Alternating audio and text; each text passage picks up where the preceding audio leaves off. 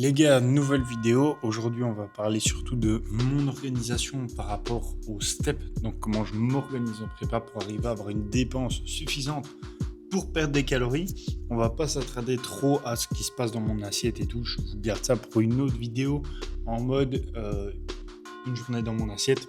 Enfin, t'as compris. Ici, ce que je fais, c'est que tous les matins, je me lève plus ou moins vers 6h, 6h15. Je commence directement par aller faire quelques steps. Généralement, j'ai entre 3000 et 4000 steps. C'est plutôt rare les 4000 steps parce que je marche relativement lentement. Je réponds aux messages de clients qui ne demandent pas énormément de concentration parce que j'ai la tête dans le cake. Donc faire des corrections vidéo, traiter les bilans des retardataires ou alors tout simplement répondre aux questions des clients qui ont été durant les 12 dernières heures, on va dire. Donc c'est un temps que je m'accorde chaque matin. Ici, je vais manger. Ensuite, je retournerai pendant 1 heure plus ou moins travailler sur le PC. Il faut savoir qu'on est lundi et que le lundi, je ne travaille pas. Donc aujourd'hui, ce sera coiffeur, ce sera travail en ligne, on fera séance d'eau et puis je vous expliquerai un petit peu comment ça se passe pour moi en ce moment. Sur ce, bon appétit. Donc les gars, ici, je vais partir pour faire ma séance d'eau. En revanche, j'aurais aimé vous parler de la caféine. Pensez à prendre des gélules de caféine à la place de pré-workout si jamais vous n'avez pas un budget illimité en termes de complémentation. Je m'explique. Pour avoir 400 mg de caféine, ici, ça me coûte absolument rien. Si je dis pas de bêtises, 200 gélules, c'est 9 €. Dans mon cas, j'en prends 2 par entraînement. Donc, ça veut dire que je peux faire 100 entraînements avec ma dose de caféine pour 10 €, ce qui est absolument rien du tout. Comparé à ça, si toi, ce qui t'intéresse dans un pré-workout, c'est le fait de congestionner, à ce moment-là, ce sera sûrement plus intéressant de prendre les molécules directement de manière séparée pour créer ta propre composition. Il faut savoir qu'il y a plein de trucs qui sont inutiles. Donc, tu prends simplement de la citrulline, de la caféine et ça fait le taf. C'est très, très bien comme ça. Pour le reste, l'entraînement, ça ne se passe pas qu'au niveau complémentation. Donc, pour arriver dans les bonnes conditions, qu'est-ce que je vais faire? C'est que je bois beaucoup avant ma séance. Et je ne te dis pas de t'enfiler 1 litre d'eau, je ne sais pas, 15 minutes avant. Je te dis simplement que dans les 3 heures qui suivent la séance, ici, il fait super chaud, j'ai bu un peu plus d'1 litre. Un peu plus d'1 litre. Durant mon entraînement, je vais reboire 1 litre, à savoir qu'il fait plus ou moins 30 degrés dans la salle, minimum, à l'étage le plus bas et qu'on n'a pas la climatisation. Donc c'est important de rester hydraté et pour ça j'ai aussi pris du sel, tout simplement comme ça en bouche avant l'entraînement. Donc dans mon cas je transpire pas énormément, je transpire un petit peu mais pas abondamment, donc j'ai pas énormément de perte de minéraux et c'est pour ça que je prends pas des électrolytes etc. Juste via mon alimentation, les épices, les légumes, toutes les sources de nutriments que je mange, j'ai largement les minéraux, même durant cette phase de sèche où je suis à 2200 calories. Mais comme je vous l'ai dit, on fera une journée dans mon assiette plus tard. Donc on se retrouve à la salle, je prends mes 2 gélules de caféine, soit 400 mg de caféine, plus ou moins une demi-heure avant la séance, le temps d'arriver là-bas. Et puis on se retrouve pour que je vous explique ma routine d'échauffement. Bon les gars, du coup je viens d'arriver à la salle. Alors ici, normalement, je ne marche pas avant ma séance, tout simplement parce qu'il fait déjà chaud dans la salle, comme je vous ai dit. Et ensuite, là, je suis bien concentré, j'ai pris ma caféine, je suis dans un bon mood et surtout, je suis reposé. Maintenant, quand tu ne sais pas si tu vas faire une bonne séance, que tu es un peu fatigué, que tu n'as pas la tête à ça ou que tu as des problèmes, on va dire, dans ta vie personnelle, ça peut être intéressant de mettre une routine en place pour arriver à t'immerger dans ta séance plus facilement. Donc généralement, si tu commences par les jambes, on va dire tu vas faire 5 minutes de vélo et outre l'aspect échauffement cardiovasculaire, etc., juste mentalement, ça va te permettre de faire autre chose et de te concentrer sur quelque chose. Donc dans ce moment-là, moi ici je fais séance d'eau, je vais juste simplement marcher, ensuite je commencerai mon échauffement et j'entamerai ma séance. Mais ici, marcher, ça va simplement te permettre de te focus. Donc, pas d'écran. Surtout pas d'Instagram. Limite, tu mets une vidéo YouTube qui te motive, mais le meilleur, je crois, c'est juste de se concentrer. Tu visualises ta séance, exercice par exercice. Tu mets de la bonne musique. Tu marches 5-10 minutes si tu en as besoin. Et outre tous ces bénéfices, ça va te permettre surtout d'atteindre un quota de pas plus facilement. Donc ici, je vous ai expliqué en début de vidéo comment je faisais pour atteindre 15 000 pas par jour? C'est très simple, c'est que je mets en place des habitudes pour atteindre ces pas-là plus facilement. Et ici, ça en fait partie. Marcher avant et après sa séance. Si tu marches 10 minutes avant, 10 minutes après et pendant tes séries, tu peux repartir de la salle facilement avec 3 à 4 000 pas totalement gratuits, qui t'ont presque pas pris de temps. Les premières 10 minutes, ça sera simplement pour t'échauffer et t'immerger dans ta séance. Durant tes temps de repos, ça va effectivement peut-être un petit peu te déconcentrer, mais par contre, si tu restes focus et que tu commences pas à voyager pour parler avec les gens, ça peut aussi avoir des bénéfices sur ta récupération, sur ton souffle, ta posture, etc. Donc, je trouve ça très intéressant de mettre beaucoup de pas autour de l'entraînement. Maintenant, attention, il ne faut pas commencer à devenir une Formule 1 et faire des tours dans ta salle inutilement, surtout si ça te fatigue ou si justement ça te déconcentre. Donc ça, c'est un peu à toi de voir. Pour vous expliquer un petit peu le contexte maintenant autour de cet entraînement-ci, ici depuis janvier, donc ça fait maintenant 6 mois, j'ai fait une espèce d'énorme mini-cut parce que j'ai poussé la bulk beaucoup trop loin. Donc voilà, c'est pas mon coach, c'est plutôt moi, j'aime beaucoup la bonne bouffe et c'est le moment où je préfère en profiter, on va dire. Donc, j'avais pris trop de gras. Ici, on a fait une grosse mini-cut. Il reste, comme je vous l'ai dit dans le titre de la vidéo, plus ou moins 100 jours avant la compétition. Et on est vachement en avance. Actuellement, ce matin, je pesais 81 kg. Mais c'est dû à un petit peu de rétention d'eau. La moyenne de la semaine dernière était à 80,2. Il faut savoir qu'hier, j'ai un petit peu profité au niveau nourriture. Mais justement, ça va faire partie du plan. Là, actuellement, on reste à 2200 calories et on va intégrer des jours hauts dans ma semaine, tout simplement pour mentalement et même physiquement me faire un petit peu de bien. Donc ce ne sera pas des jours hauts en mode je vais faire un cheat, je vais manger une pizza, je vais manger un burger, mais ce sera des jours hauts, tout simplement plus hauts en calories, mais en bonnes calories pour favoriser ma récupération, les mettre autour de mon entraînement et faire ça de manière intelligente. C'est pas parce que tu as droit à un petit peu de flexibilité qu'il faut aller t'envoyer une pizza directe. Donc, maintenant que vous savez tout ça, vous savez que ça fait quand même quelques mois que je suis déjà dans un déficit pour préparer les compétitions qui arrivent. Et donc, dans cette optique-là, on a choisi de manager ma fatigue en réduisant le volume d'entraînement. Il faut savoir qu'ici, ça fait quand même quelques années que je m'entraîne dans un but de compétition. Donc, je pense qu'en termes d'intensité, ça s'est quand même vachement amélioré. Je crois que au fur et à mesure de la sèche, tu perds un petit peu cette notion d'intensité-là. Surtout, si tu es intense à toutes les séries, c'est impossible d'être intense pareil sur 20 séries dans ton entraînement. Donc, mon coach a préféré se dire qu'on allait être intense sur 15 séries, réduire le volume d'entraînement, mais pour permettre de tout faire à fond à l'échec. Ça va ? Donc ici, tous les exercices que vous allez voir, je ne vais pas commencer à expliquer mon split, mais c'est un double push-pull legs.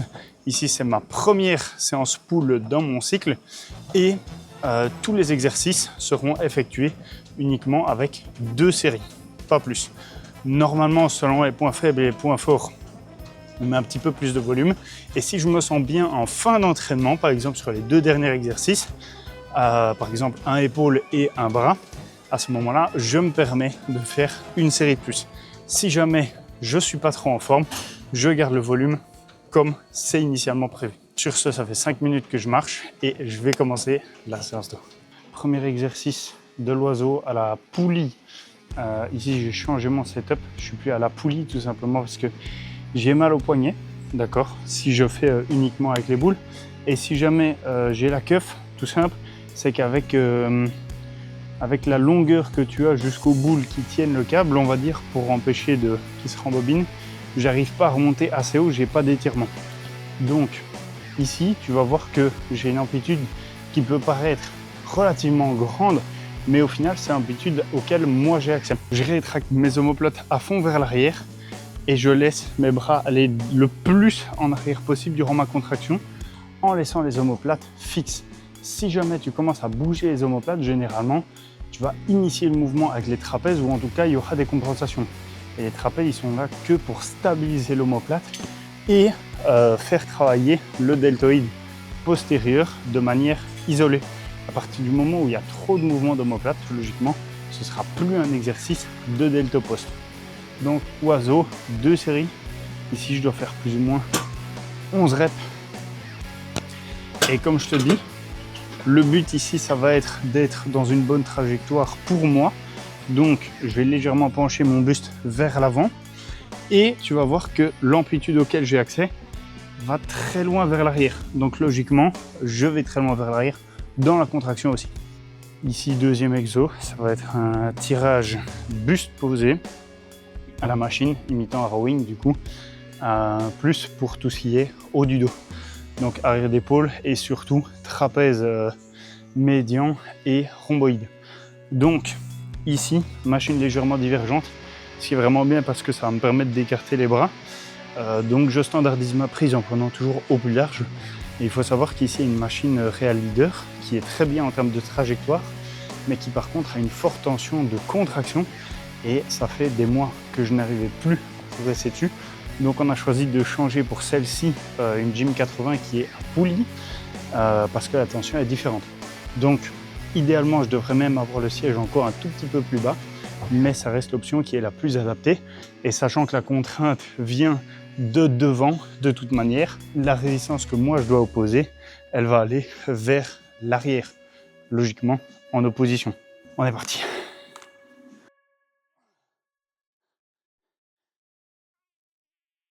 Du coup ici j'ai eu que 8 reps, ce qui n'est pas spécialement grave. En revanche, j'ai 8 reps qui sont standardisés. Une fois que j'ai fini mes 8e reps et que je n'arrivais pas à rétracter les omoplates jusqu'au fond, pour stimuler le muscle d'une manière maximale, il fallait tout simplement que je fasse des espèces de kelso shrugs comme ça. Donc uniquement des shrugs horizontaux parce que j'arrivais plus à avoir une contraction assez grande vers l'arrière. Maintenant, ça permettait quand même de réduire du coup les leviers et de faire des reps en plus, ce qui fait qu'au niveau trapèze, j'aurais pas su faire plus. Franchement, j'aurais pas su faire plus. De nouveau, la tension ici est un petit peu particulière. Si jamais vous venez au lifestyle, je vous invite à tester cette machine. C'est très compliqué de grind dessus. Alors également pour les personnes qui me diraient que j'ai qu'à faire une alternative à la poulie, je l'ai déjà, mais dans ma deuxième séance pull. Il faut savoir que j'ai eu des problèmes au bas du dos pendant très longtemps. Et le fait d'enchaîner pull plus legs avec du coup des forts moments de tension dans le bas du dos en termes de gainage, ça m'affaiblit. Et du coup, pour pas prendre de risques, on a décidé d'avoir un support, une séance sur deux, on va dire. En sachant que si je faisais toutes les séances sans support, ça serait juste invivable sur du long terme. Donc si on passe sur du tirage vertical, toujours focus trapèze, mais cette fois-ci inférieur, prise large. Alors pour les gens qui ne savent toujours pas ce que c'est une prise large, la prise large, elle est influencée par deux facteurs, la largeur de vos clavicules et la largeur de vos humérus.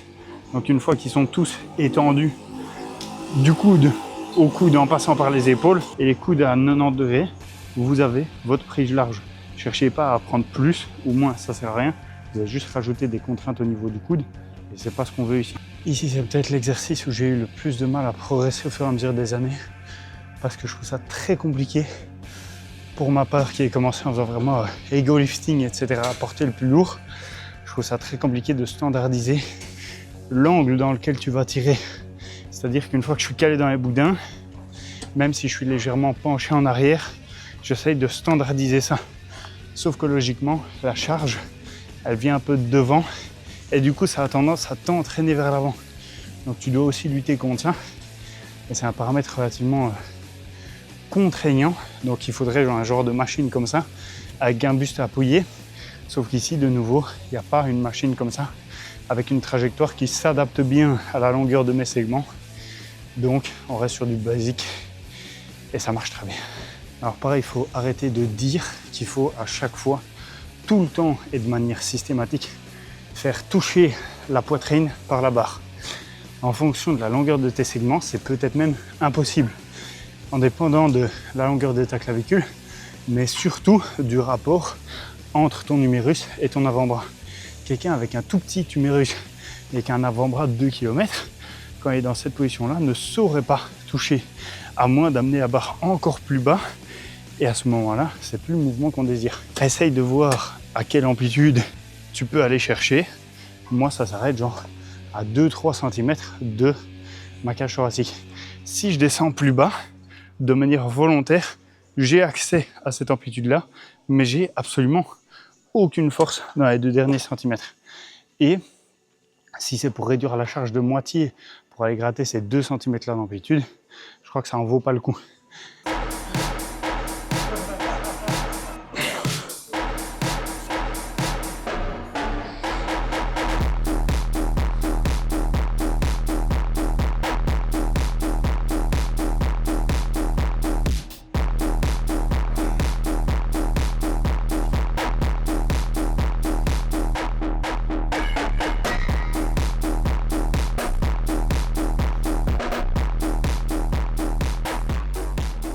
Tirage unilatéral pour focus sur tous les fibres verticales des grands dorsaux, donc la portion iliaque. Alors ici, je passe directement sans m'échauffer à une série effective, dans le sens où j'ai déjà fait du tirage horizontal avant pour les dorsaux, et du coup il n'y a pas spécialement d'intérêt à me rééchauffer. Par contre, quand je suis passé de l'oiseau au tirage horizontal pour focus plutôt et trapèze, à ce moment-là, j'ai quand même fait une série de chauffes pour recapter le mouvement, vérifier si mes réglages étaient bons et surtout pour essayer de rééchauffer et recibler un petit peu cette partie-là. Donc l'échauffement ou les séries de chauffe sont souvent un aspect négligé. Elles doivent servir à amener des bonnes sensations, à éviter les blessures également. Donc c'est hyper important, ne négligez pas votre échauffement. Et si jamais vous voulez que je fasse une vidéo dédiée à l'échauffement en fonction des séances, n'hésitez pas à le mettre dans le commentaire. Je profite de ce moment aussi pour vous dire de lâcher un petit like, ça fait toujours plaisir. Donc voilà, essayez de soutenir mon travail, c'est génial les gars, merci. Ici sur tout ce qui est unilatéral, j'en profite pour commencer toujours par mon bras faible qui est sur absolument tous les mouvements, mon bras gauche, et j'essaye d'égaliser avec le bras fort. Maintenant il y a plusieurs techniques on va dire pour pas créer des asymétries. Moi c'est celle que je préfère on va dire, et c'est surtout la plus simple de toutes. Si tu commences à faire 15 reps au même poids et 10 reps à ta main faible, logiquement ça va créer des grosses différences et ce sera peut-être plus chiant à rattraper par la suite. Donc je préfère réduire un petit peu l'intensité sur le bras fort, mais au profit du bras faible.